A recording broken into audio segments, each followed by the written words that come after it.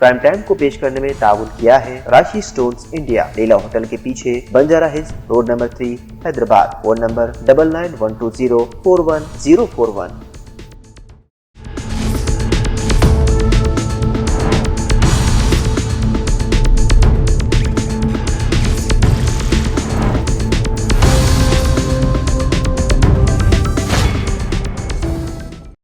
अस्सलाम वालेकुम नाज़रीन, सियासत टीवी के प्राइम टाइम में आप सबका तहे दिल से इस्तकबाल है। मैं हूं फरजान अहमद। सबसे पहले पेश है प्राइम टाइम की हेडलाइंस।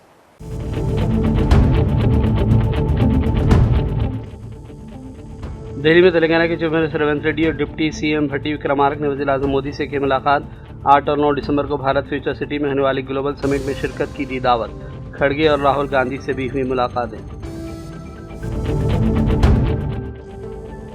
कांग्रेस पार्टी आज अपोजिशन में सबसे बड़ी जमात होने के बावजूद कौमी सतह पर कोई काबिल भरोसा मुतबादल नहीं दे सकी। तेलंगाना के साबिक वजीर KTR ने कांग्रेस पार्टी की कारकर्दगी पर की सख्त तनकीदें।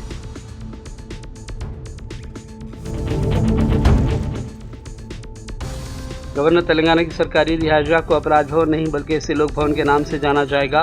साइन बोर्ड पर भी कर दी गई नाम की तब्दील। इंडिया इत्तेहाद की जमातों ने सरमा इजलास के तीसरे दिन भी जारी रखा एहतजाज।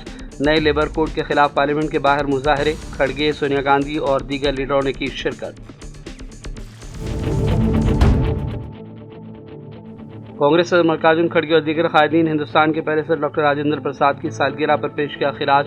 मुल्क की आज़ादी की जद्दोजहद और दस्तूर की तशकील में अहम रोल की सताइश की गई। और इसराइल की जालिम फौज ने फ़लस्तीनी सहाफ़ी महमूद वादी को गोलियां मारकर शहीद कर दिया। गाज़ा के सहाफ़ियों में शहीद होने वालों की तादाद 257 तक जा पहुंची।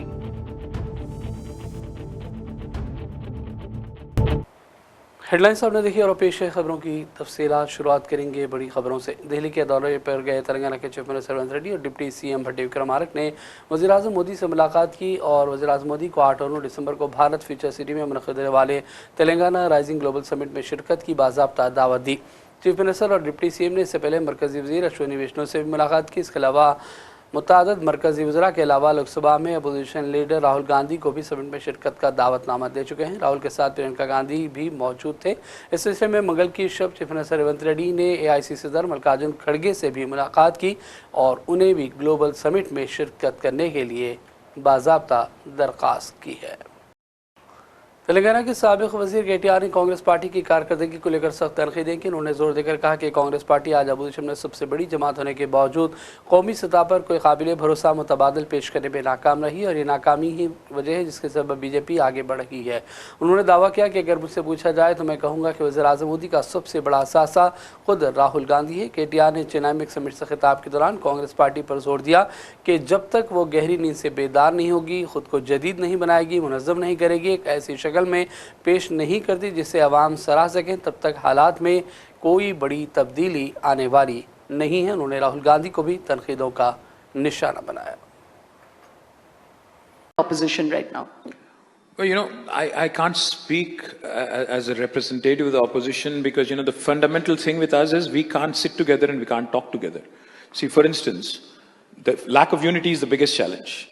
For instance, I'm fighting Congress in my state and BJP in my state. And then when it comes to union politics or politics in Delhi, we are asked to pick sides. We are asked to pick, whether you want to battle Congress or BJP. Now, my point is, if I'm fighting Congress in the state and BJP in Delhi, I'm still opposition, effectively. But what went wrong, if you ask me, like you said, with respect to BJP and the opposition, I'd say Congress is the largest party today in the opposition. They've failed to enthuse people, they've failed to modernize, they've failed to organize, then they've failed to present a credible alternative nationally. That's beyond doubt. And that is why BJP is getting away without any serious scrutiny. BJP is able to, win election after election because the biggest asset of Prime Minister Modi, if you ask me, is Mr. Rahul Gandhi himself. That is a reality. You can see. So the point is, unless Congress wakes up from its deep slumber, modernizes, organizes itself, and presents itself in a form that people are able to appreciate, not much is going to change. Yes, there will be regional forces, like Mr. Stalin here or the AIA, DMK, who are able to hold off, Congress and BJP in their state in Tamil Nadu, and I really salute the people of Tamil Nadu for basically challenging the central overreach, if you ask me, from both central parties. Be it West Bengal, where Didi has shown that, she's able to hold off BJP. Even in Telangana, we were able to hold off BJP and Congress for 10 years and we lost by a whisker in the last election. So it is the strong regional parties that have been able to hold off, including Kejriwal, who's won 3 terms on the trot. The biggest letdown for this country right now, since 1996 or post that, has been the Congress party, without a question. Because they're the ones who've not been able to build a coalition. They're the ones who don't seem to get off their high horse, cannot seem to understand that their days... See, look at Bihar. What went wrong? See, in Bihar, Congress is a fringe party. In Tamil Nadu, they're a fringe player. But they do not want to accept the fact. I'm sure we'll talk about how they troubled DMK in April 2026. Because the Congress always wants to bite more than what it can chew. And then eventually it helps the opposition. That's how it works all the time. Having said that, now, what is that glue that can bind us together? See, for instance, if us in Telangana and Stalin in Tamil Nadu and Didi we tried, by the way, my father tried very, very hard to stitch up a credible third front or a federal front as he called it. But what we realized is there isn't anything that's binding us together other than probably a little bit of, not animosity, but probably a little bit of a common enemy kind of a factor. That is not something that is going to work in long term. So that is the... Telangana की governor की सरकारी रिहायशगाह को अपराध भवन नहीं बल्कि इसे लोक भवन के नाम से जाना जाएगा। इस तब्दीली का ऐलान गवर्नर के प्रेस सेक्रेटरी की जानिब से एक सरकारी बयान में किया गया। नया नाम तमाम हवालों, रिकॉर्ड्स और हुकूमती मकासद के लिए फौरी तौर पर नाफिज हो गया। बयान के मुताबिक नाम तब्दील करने का मकसद हिंदुस्तान की जमहूरी अक़दार की ताकत और मुतहरिकियत की अक्कासी करना है। हुकूमत ने नोट किया कि तब्दीली विकसित भारत की जानिब बढ़ने की वसी तर कौमी ख्वाहिश के ऐन मुताबिक है। मदीना बसाने में जिंदा बजाने वाले मोहम्मद शोएब ने मीडिया से आज फिर बातचीत की। उन्होंने अपने साथ पेश आए वाक़े की तफसीलात से आगाह किया। साथ ही उन्होंने तेलंगाना हुकूमत से सरकारी नौकरी देने का भी मुतालबा किया और उनके साथ किए गए ताउन पर सऊदी हुकूमत, हुकूमत हिंद और तेलंगाना की रियासती हुकूमत से भी शोएब ने इजहार तशक्कुर किया। मेरी फैमिली के साथ उम्रे के लिए गया था। अल्हम्दुलिल्लाह उम्रा कंप्लीट हो गया मक्के में। मक्के से बदर गए ज़ियारत करने के लिए। बदर पे रुक के नमाज पढ़ लिए, ज़ियारत के लिए बदर रहते हैं। बदर से फिर मदीना के लिए जा रहे थे। वहाँ पे उतने में हमारे बस के पैसेंजर को वॉशरूम आया तो उन्होंने क्या करे, ड्राइवर को बोले वॉशरूम का डोर ओपन करो बोल के बोले। तो ड्राइवर क्या करे, चेक पोस्ट के आगे थोड़ा साइड में रोके वॉशरूम का डोर ओपन करते के साथ पीछे से टैंकर लाके मार दी। खाली 5 मिनट के अंदर हो गया हादसा। टैंकर लाके मारते के साथ जो ड्राइवर जो है ना, उन्होंने क्या करे, विंडो फोड़ के बाहर कूद गए। लोगों को बचाया करे नहीं समझो नो। बाहर कूदते के साथ मैं क्या करा, मेरे मम्मी नीचे गिर गए थे। मैं इनको उठा के सीट पे बिठाया, उतने में आंच जरा ज्यादा लग गई थी। जब मैं भी क्या करा, बाहर कूद गया। बाहर कूदते के साथ मेरे को भी आंच लपट गई थी। तो मैं सडनली कपड़े उतार के विदाउट कपड़े खाली उल्ली पहन के पुलिस वालों को चलेगा। तो पुलिस वाले भी वहाँ के सऊदी के 1 आवर रुका के रखे। क्यों रुका के रखे बोले तो मेरे को ड्राइवर है समझे। तो मैं बोला नहीं हूँ ड्राइवर। तो मैं वहाँ पे एक निजामाबाद का एक आदमी मिला था मेरे को। तो उन्होंने हैदराबाद में मेरे से बात करके उनको अरबिक में बोले समझो, ट्रांजेक्शन करे। तो जब पुलिस वाले क्या करे, टैप वैप मंगा के मेरा स्टैम्प वो लिए, थम वम लेते के साथ मेरा पासपोर्ट वीजा आ गया। तो जब उन्होंने क्या समझे ना, हाँ नो उम्र के लिए थे बोल के, जब मेरे को हॉस्पिटल को भेजे। उसके बाद क्या हुआ मेरे को पता नहीं। कौन से हॉस्पिटल में थे आप? सऊदी जर्मन हॉस्पिटल में था मदीना में। वहाँ की गवर्नमेंट से आपको अल्हम्दुलिल्लाह बहुत फैसिलिटी वहाँ की गवर्नमेंट, यहाँ की में हमारी गवर्नमेंट तेलंगाना की बहुत सपोर्ट करे मेरे को, मेरी फैमिली को। कितने दिन एडमिट थे वहाँ पे? 14 डेज एडमिट था मैं। 45 जने थे बस में। 40 हाँ मेरे को मिला के 46 से पूरे 45 डेथ हो गए पूरे।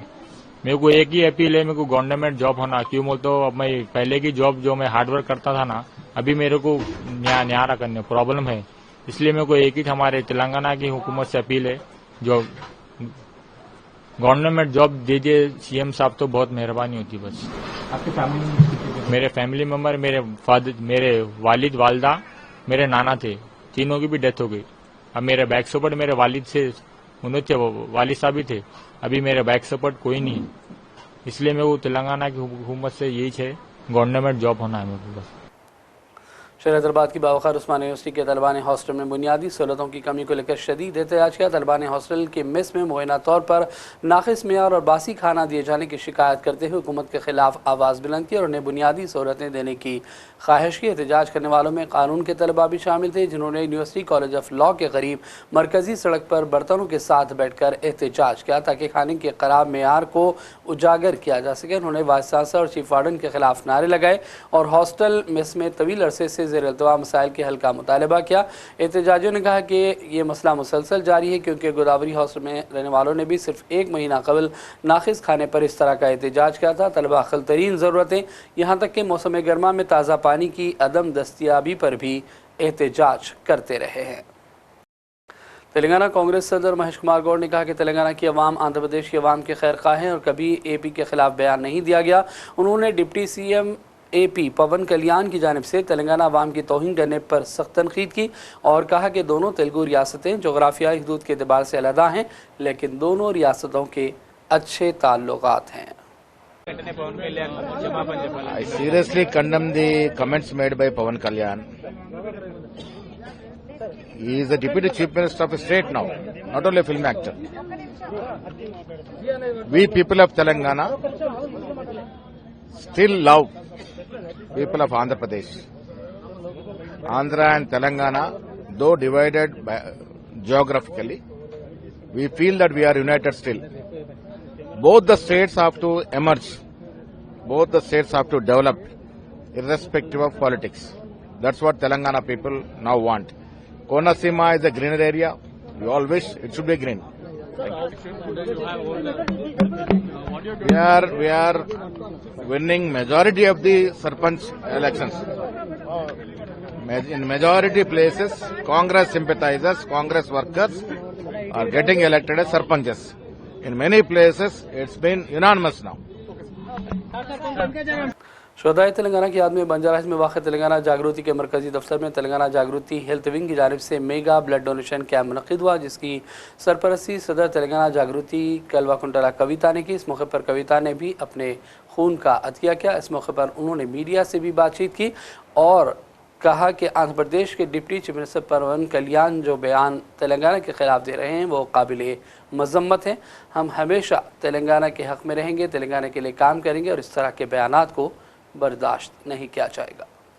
పక్క మన బిడ్డలు రాష్ట్రం కోసం మన ప్రాణత్యాగం మనం చేసుకుంటే సినిమా యాక్టర్ అయిన పవన్ కళ్యాణ్ ఆనాటి నుంచి ఈనాటి వరకు మనకు వ్యతిరేకమే.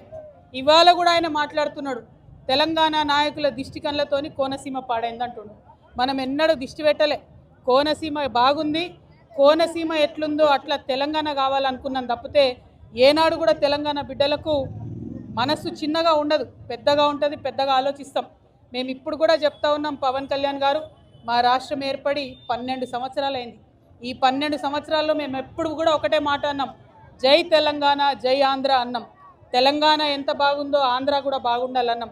నేను ప్రత్యేకంగా లోక్సభలో నిలబడి ఆంధ్రకు ప్రత్యేక హోదా కూడా ఇవ్వాలని అడిగిన. మేము తెలంగాణ వాళ్ళం ఎప్పుడు కూడా పక్కోంది గుంజుకోవాలని చూడం, పక్కోడు బాగుంటే మా కళ్ళు మండయి. మేం బాగుండాలని కోరుకుంటాం తప్పితే పక్కవాడు చెడిపోవడాలని ఎప్పుడు కోరుకోలేదు. మా ఉద్యమంలో ఒకవేళ మేము అట్లా కోరుకున్నట్టయితే ఉద్యమ స్వరూపం వేరేలాగుండే. మా బిడ్డలు ఆత్మబలిదానాలు చేసుకున్నారు తప్పితే ఒక్క పరాయి రాష్ట్రం వాడి వ్యక్తి మీద కూడా చెయ్యి ఎత్తలేదు మేము ఎప్పుడు కూడా. ఆ విషయాన్ని దయచేసి పవన్ కళ్యాణ్ గారు గుర్తుపెట్టుకోవాలి. ఆనాడంటే మీరు సినిమా యాక్టర్ ఏమన్నా నడిచింది, ఇవాళ మీరు డిప్యూటీ చీఫ్ మినిస్టర్, మీరు ఆంధ్రప్రదేశ్ యొక్క ప్రజలను దేశవ్యాప్తంగా రిప్రజెంట్ చేస్తారు. మీరు మాట్లాడే మాటలు కూడా మీ ప్రజలకు ఆపాదిస్తారు. కాబట్టి జాగ్రత్తగా మీరు ఆలోచన చేసి మాట్లాడాలని నేను పవన్ కళ్యాణ్ గారిని तेलंगाना हुकूमत ने जारी साल से स्क्रैप पॉलिसी नाफिज कर दी, जिसके तहत 15 साल से ज़्यादा पुरानी गैर मौजूद या ज़्यादा किलोमीटर चली हुई गाड़ियों को स्क्रैप के लिए भेजा जा रहा है। महकमा सेहत भी इस पर अमलावरी कर रहा है और इसके ट्रांसपोर्ट विंग की 108 इमरजेंसी गाड़ियों के बशमूल कई पुरानी गाड़ियों को स्क्रैप किया गया। ये महकमा इस पॉलिसी पर अमल करने वाला पहला महकमा बन गया जो दूसरों के लिए मिसाल कायम कर रहा है। पहले मरहले का हराज मुकम्मल हुआ, जहाँ 76 गाड़ियों का ऑनलाइन हराज किया गया, जिससे 45 लाख रुपये की आमदनी हुई जो कि सरकारी ख़जाने में जमा कर दी गई है। शहर हैदराबाद के मुजाफाती इलाके हयातनगर में आवारा कुत्तों ने 8 साल गूंगे बच्चे पर हमला करके उसको शदीद जख्मी किया। बच्चा घर के बाहर खेल रहा था जब अचानक 15 से 20 कुत्तों ने इसे घेर लिया और उस पर हमला किया। मुकामी अफराद ने मुदाखलत करके उसे बचा लिया। जख्मी बच्चे को हॉस्पिटल इलाज के लिए मुंतकिल कर दिया गया। इस वाक़े की इत्तला चीफ मिनिस्टर रेवंत रेड्डी तक भी पहुंची। उन्होंने फौरी फिक्रमंदी जाहिर की और हिदायत जारी की और कहा कि बेहतर इलाज और हंगामी माली मदद भी फराहम की जाए। हैदराबाद के चंद्रांग गुट्टा इलाके के रोमान होटल के करीब मंगल की रात एक सनसनीखेज वाक़या सामने आया। मुसाफिर ऑटो में 2 नौजवान मुर्दा हालत में देखे गए जिससे पूरा इलाका खौफ की लपेट में आ गया। हलाक होने वालों की शनाख्त 24 साल जहांगीर और 25 साल इरफान के तौर पर की गई।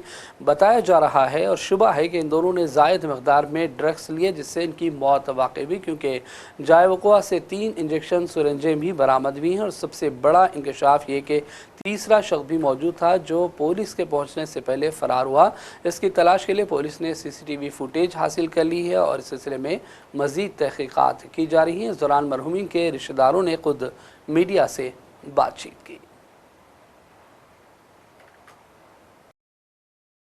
और अब लेते हैं छोटा सा ब्रेक। ब्रेक के बाद दोबारा हाजिर होंगे।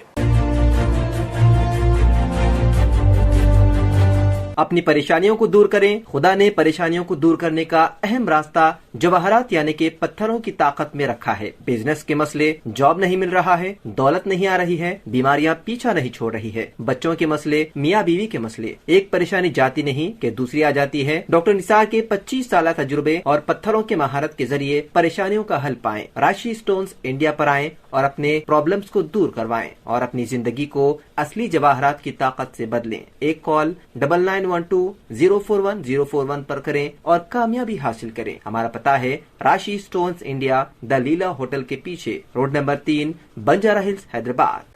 सियासत टीवी की न्यूज़ बुलेटिन में फिर एक मरतबा आपका खैर मकदम है। वेस्ट जोन पुलिस ने अदालती अहकामात की रोशनी में नई मुहिम शुरू की जिसके तहत पाक से अवामी मकामात पर शराब या नशा करने वालों को खुद सफाई करना पड़ेगा। इसी के तहत वेंगल राव नगर पार्क के हाथे में नशा करने वालों को पुलिस ने उसकी सफाई की हिदायत दी, जिसके बाद इन लोगों ने बाकायदा सफाई मुहिम में हिस्सा लिया और इस तरह पार्क को साफ सुथरा कर दिया गया है। और बात करेंगे मौसम के हवाले से। महकमे मौसमियात के मुताबिक आज तेलंगाना के 4 अजला नगर कनून, नलगुंडा, वनपर्ती और गदवाल में बारिश की पेशकशी की गई, जबकि रियासत के दीगर अजला समेत हैदराबाद में मौसम खुश्क है। इधर आदिलाबाद, आसिफाबाद और निज़ामाबाद में शदीद सर्द लहरें चलने का अंदेशा है। महकमे मौसमियात ने मजीद पेशकशी की कि जुमेरात और जुमे को जनूबी तेलंगाना के इलाकों के साथ साथ शहर हैदराबाद में भी बारिश का इम्कान है। उसके बाद 6 और 7 दिसंबर को फिर एक मरतबा मौसम खुश्क रहेगा। ताहम 9 दिसंबर से तेलंगाना भर में सर्दी की शिद्दत में इजाफे का अंदेशा जाहिर किया गया है। और अब बढ़ते हैं चंद अहम कौमी और आलमी खबरों की जानिब। इंतखाबी फहरिस्त की खसूसी जामे नज़रसानी यानी SIR को लेकर 2 दिन के खलल के बाद पार्लिमानी तातुल किसी कदर कम हुआ, लेकिन हुकूमत इंतखाबी इस्लाम बशमूल SIR पर बातचीत के लिए रजामंद बताई गई है। ताहम इंडिया इत्तेहाद की जमातों ने सरमाई इजलास के तीसरे दिन आज एक और एहतजाज किया। इस बार नए लेबर कोड्स के खिलाफ पार्लियामेंट के बाहर एहतजाज हुआ। अपोजिशन अराकीन ने पार्लियामेंट के बाहर लेबर कोड को लेकर नारे बुलंद किए।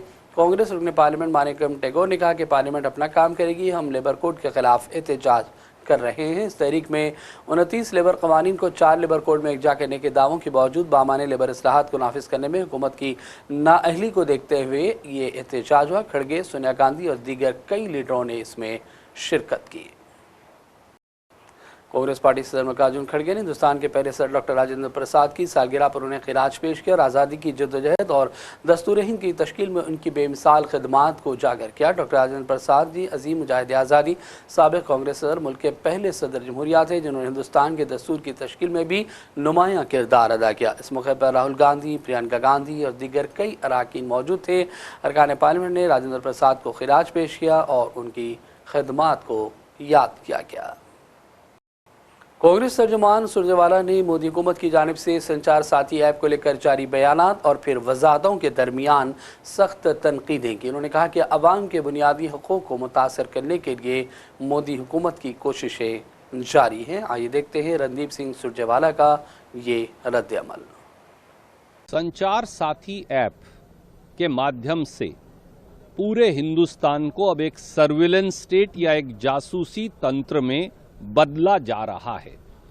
सरकार ने ये कहा है हर सेलफोन मैन्युफैक्चरर और इंपोर्टर को कि संचार साथी ऐप को कंपल्सरीली अनिवार्य तौर से अपलोड करना पड़ेगा हर स्मार्टफोन और सेल फोन में। ये भी सरकार ने हिदायत दी है कि जब जो एग्जिस्टिंग स्मार्टफोन है उसमें सॉफ्टवेयर अपग्रेड के माध्यम से संचार साथी ऐप को अपलोड किया जाए। और आदेश का तीसरा हिस्सा ये है कि संचार साथी ऐप को ना अमेंड किया जा सकता ना डिलीट किया जा सकता। इसका क्या इम्पैक्ट है हर सेलफोन यूजर पर? अब सरकार हर सेलफोन यूजर, स्मार्टफोन यूजर की लोकेशन को ट्रैक कर सकती है, यानी पूरे दिन में आप कहां गए, किससे मिले, सरकार को मालूम होगा। अब सरकार पॉसिबली आपकी सारी कन्वर्सेशन सुन सकती है, आपने किससे बात की ये सरकार को पता होगा, कितनी देर बात की ये भी पता होगा, किसको एसएमएस भेजा ये भी पता होगा, व्हाट्सएप पर किसको मैसेज लिखा ये भी पता होगा। और अगर आपके फोन के ऊपर यूपीआई, रूपी पे या क्रेडिट कार्ड है तो आपने क्या खरीदा, किस पैसे में खरीदा, वो भी सरकार को पता होगा। आपके जो पासवर्ड या फोटो या पारिवारिक फोटो जो फोन पे स्टोर्ड हैं उनकी एक्सेस भी सरकार को हो जाएगी। और खुदा ना खास्ता अगर किसी इंटरनेशनल हैकर या फॉरेन एजेंसी ने संचार साथी ऐप को हैक कर लिया तो करोड़ों करोड़ों जो स्मार्टफोन यूजर हैं उनका सबका डेटा लीक हो जाएगा। बगैर अनुमति के ये अनिवार्य ऐप हिंदुस्तान के नागरिकों के सेल फोन पर जबरदस्ती अपलोड कैसे की जा सकती है? कौन से कानून के तहत ये किया जा रहा है? क्या कोई साइबर सिक्योरिटी ऑडिट किया गया? क्या स्टेक होल्डर से कोई चर्चा हुई? जवाब नहीं में है। इसलिए ये मामला आज सदन में मैंने उठाकर सरकार से जवाबदेही देने की बात कही है। कहती है कि आप डिलीट कर सकते हैं। और बात करेंगे फ़लस्तीन के हवाले से। गज़ा के सहाफ़ियों में शहीद होने वालों की तादाद 257 हो गई है। ये ऐलान सहाफ़ी महमूद वादी की शहादत के बाद सामने आया, जिन्हें सह्यूनी फ़ौज ने गोलियां मारकर शहीद कर दिया है। हुकूमती मीडिया ऑफिस ने कहा कि जंग के आगाज़ से सहाफ़ियों पर मुसलसिल हमले जारी हैं और ये मुनज़्ज़म अंदाज में जारी हैं। बयान में कहा गया कि हुकूमती मीडिया ऑफिस सहाफ़ियों के कत्ल और जानबूझकर अगवा को शदीद अल्फाज में मज़म्मत करता है। बैनुल-अक़वामी सहाफ़ियों की तंजीम, अरब सहाफ़ियों की तंजीम, दुनिया भर के तमाम मीडिया इदारों से मुतालबा किया गया कि इसराइल की खुल्लम खुला खिलाफ वर्जियों की भरपूर अंदाज में मज़म्मत की जाए। काबिज़ इसराइल के अलावा अमरीका और उन ममालिक को भी ज़िम्मेदार ठहराया गया जो ज़ालिम इसराइल की अस्करी कार्रवाई की तायीद कर रहे हैं। बरतानिया, जर्मनी और फ़रांस पर जोर दिया गया कि ये सब सहाफ़ियों के हकूक़ का तहफ़्फ़ुज़ करें और फ़लस्तीन में जारी इन शहादतों को रोकने के लिए इसराइल के ख़िलाफ़ बयान जारी किया जाए। इसके अलावा जंगबंदी के बाद से अब तक 359 फ़लस्तीनियों की शहादत की इत्तलात हैं, जिनमें बड़ी तादाद में ख़वातीन और बच्चे भी शामिल हैं। और आखिर में हेडलाइंस पर डालेंगे एक और नज़र।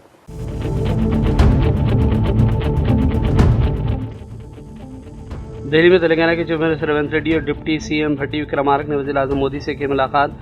8 और 9 दिसंबर को भारत फ्यूचर सिटी में होने वाली ग्लोबल समिट में शिरकत की दी दावत। खड़गे और राहुल गांधी से भी हुई मुलाकातें। कांग्रेस पार्टी आज अपोजिशन में सबसे बड़ी जमात होने के बावजूद कौमी सतह पर कोई काबिल भरोसा मुतबादल नहीं दे सकी। तेलंगाना के साबिक वजीर KTR ने कांग्रेस पार्टी की कारकर्दगी पर की सख्त तनकीदें।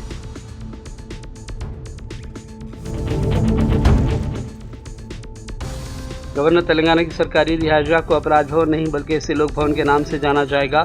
साइन बोर्ड्स पर भी कर दी गई नाम की तब्दीली।